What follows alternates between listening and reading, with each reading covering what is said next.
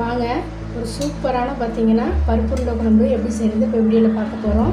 கண்டிப்பாக நீங்கள் ட்ரை பண்ணி பாருங்கள். இது கூட செஞ்சு பாருங்கள். ஒன்று கூட பருப்பு உருண்டை உடையாமல் வருது பாருங்கள், சூப்பராக இருக்கும். இது வரைக்கும் நம்ம சேனலை சப்ஸ்கிரைப் பண்ணிக்கோங்க.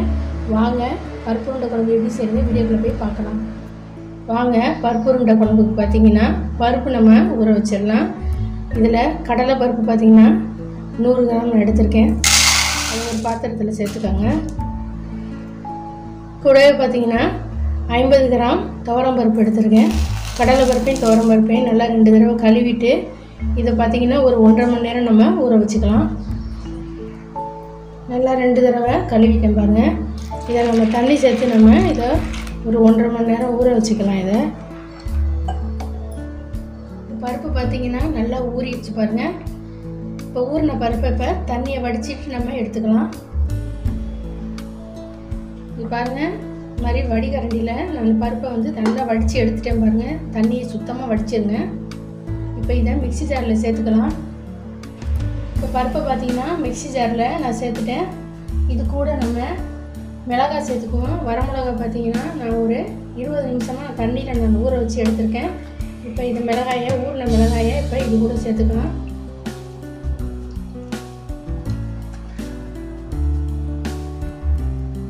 கூடவே பார்த்தீங்கன்னா ஒரு 1/2 ஸ்பூன் அளவுக்கு சோம்பு சேர்த்துக்காங்க.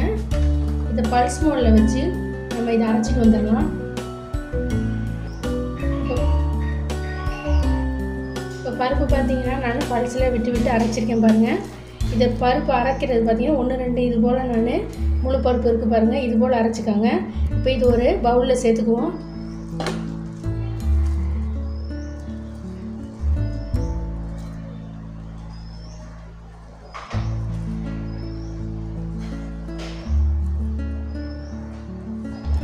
இப்போ பார்த்தீங்கன்னா இந்த பருப்புக்கு தேவையான உப்பு சேர்த்துக்குவோம். சால்ட்டு சேர்த்துக்காங்க, தூள் உப்பு சேர்த்துக்காங்க. இங்கே பாரு, ஒரு 1/4 ஸ்பூன் அளவுக்கு உப்பு சேர்த்துக்காங்க. கூடவே பார்த்தீங்கன்னா மஞ்சள் தூள் ஒரு சிறிதளவு சேர்த்துக்காங்க. சின்ன வெங்காயம் பார்த்தீங்கன்னா ஒரு கைப்பிடி அளவுக்கு நைஸாக நான் கட் பண்ணி வச்சுருக்கேன். ஒரு கைப்பிடி அளவுக்கு நல்லா இது போல் நல்லா கட் பண்ணிக்கோங்க. சிறிதளவு கொத்தமல்லி கருவேப்பிலை பொடியாக நறுக்குனது. ஒரு 5 பல்லு பூண்டு பார்த்தீங்கன்னா பெரிய பல்லாக நான் பொடியாக கட் பண்ணி வச்சுருக்கேன். இப்போ இதையும் இது கூட சேர்த்துக்குவோம்.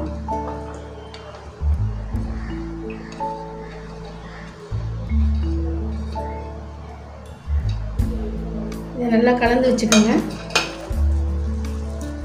இப்போ பருப்பில் பார்த்தீங்கன்னா கொஞ்சம் கூட நான் தண்ணி சேர்க்கவே இல்லை. இது போல் தண்ணி சேர்க்காமல் அரைச்சிங்கன்னா தான் குழம்புல நம்ம உருண்டை சேர்க்குறப்ப நமக்கு பிரிஞ்சு வராமல் இருக்கும்.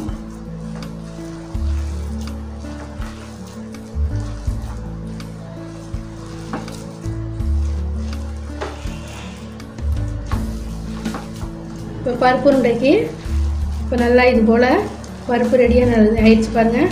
இதை நம்ம சின்ன உருண்டையாக நம்ம உருட்டி வச்சுக்கலாம். தேங்காய் பார்த்தீங்கன்னா ஒரு 1/4 மிடி அளவுக்கு தேங்காய் சின்னதாக நான் கட் பண்ணியிருக்கேன். இதை மிக்ஸி ஜாரில் சேர்த்துக்கோங்க. கூடவே பார்த்தீங்கன்னா 3 பல்லு பூண்டு உரிச்சது அதையும் சேர்த்துக்கோங்க. ஒரு 1/2 ஸ்பூன் சோம்பு அதையும் சேர்த்துக்கோங்க. இது தண்ணி சேர்த்து நைஸாக வந்து அரைச்சி எடுத்துக்கலாம். ஒரு பேன் நல்லா சூடாகிடுச்சு, ஆயில் சேர்த்துக்கலாம்.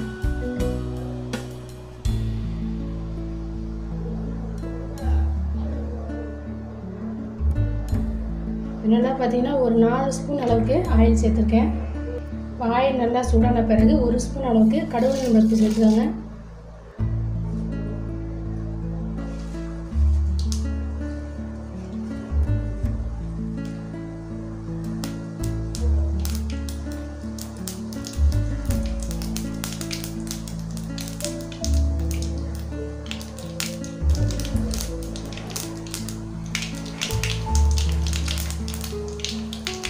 கூடவே சிறிதளவு கருவேப்பிலை சேர்த்துக்கோங்க. சின்ன வெங்காயம் பார்த்தீங்கன்னா ஒரு கைப்பிடி அளவுக்கு நீல வாக்கில் கட் பண்ணியிருக்கேன். பொடியாக கட் பண்ணிக்கோங்க இது போல். இப்போ இதையும் நம்ம சேர்த்துக்கலாம்.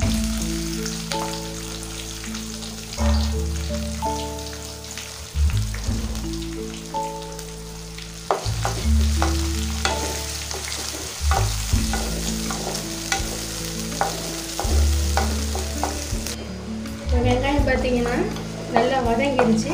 இப்போ இது கூட நான் மீடியம் சைஸில் 3 தக்காளி நான் கட் பண்ணி வச்சுருக்கேன், அதையும் சேர்த்துக்குவோம்.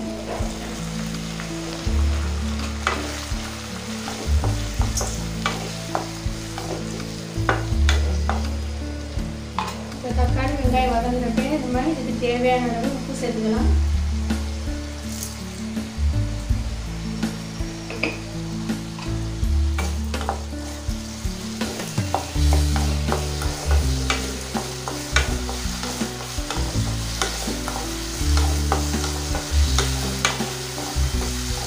தக்காளியும் நல்லா வதங்கிடுச்சு பாருங்கள். இப்போ இது கூட பார்த்தீங்கன்னா மசாலா பொருளாக சேர்த்துக்குவோம்.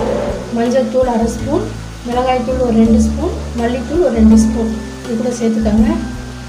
இதை பார்த்தீங்கன்னா ஒரு 2 நிமிஷம் நல்லா வந்து வதக்கிக்கோங்க. அடுப்பை சிம்மில் வச்சு அந்த மசாலா பொருளோட அந்த பச்சை ஸ்மெல் போகணும், அது வரைக்கும் வதக்கிக்கோங்க.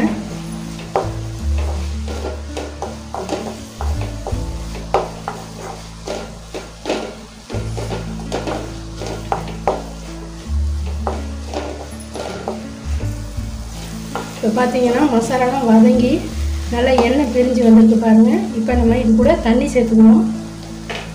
நம்ம பருப்பு அரைச்சோம் பார்த்தீங்களா மிக்சியில், அதை கழுவிட்டு நான் இப்போ அந்த தண்ணி எடுத்து வச்சுருக்கேன், அது கூட சேர்த்துக்காங்க.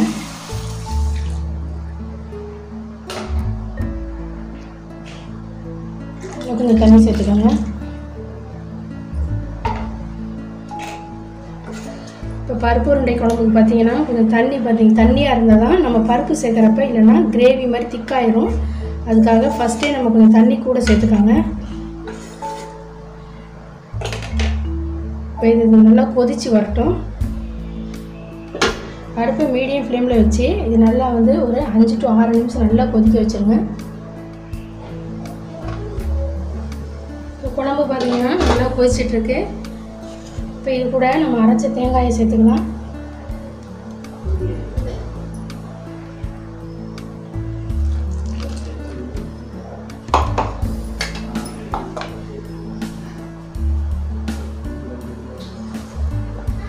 இப்போ தேங்காய் சேர்த்து இது ஒரு 5 நிமிஷம் நல்லா கொதிக்க வச்சுருங்க.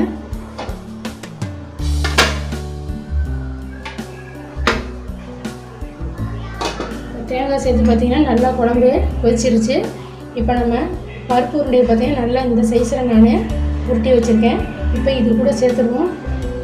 அடுப்பை பார்த்தீங்கன்னா மீடியம் ஃப்ளேமில் வச்சுக்கோங்க, ஹை ஃப்ளேமில் வச்சிடாதீங்க. அப்போ டக்குன்னு பார்த்தீங்கன்னா உருண்டை உடையிறது வாய்ப்பு இருக்குது. மீடியம் ஃப்ளேமில் வச்சுக்கோங்க.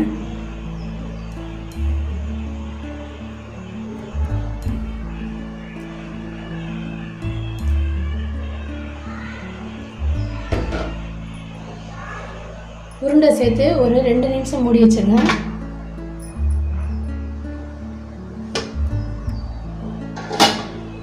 உருண்டை பார்த்தீங்கன்னா அதுவாக வெந்து மேலே வரும். நீங்கள் கரண்டியில் வந்து இப்பொழுதைக்கு கிண்டி விட்டுறாதீங்க.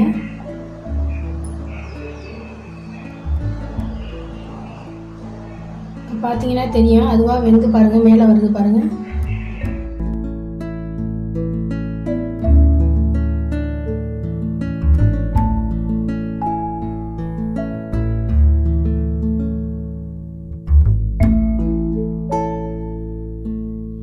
லைட்டாக இது போல் கிண்டி விட்டுக்கோங்க.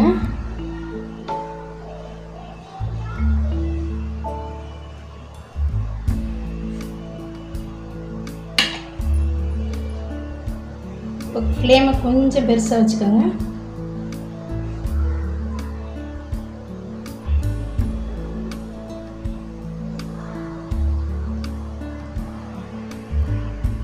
ஓப்பன் பண்ணிடுவோம். உருண்டையெல்லாம் பார்த்தீங்கன்னா சூப்பராக வந்திருக்கு பாருங்கள். உடையவே இல்லை பாருங்கள், ஒன்று கூட உடையவே இல்லை. ரொம்ப சூப்பராக நல்லா வந்திருக்கு பாருங்கள். இப்போ இது கூட கடைசியாக கொத்தமல்லி தழை சிறிதளவு சேர்த்துருங்க.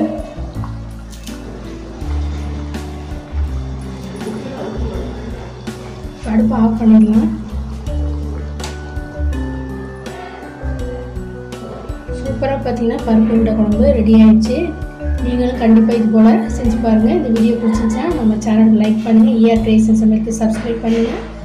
அடுத்த வீடியோவில் பார்க்கலாம். நன்றி, வணக்கம்.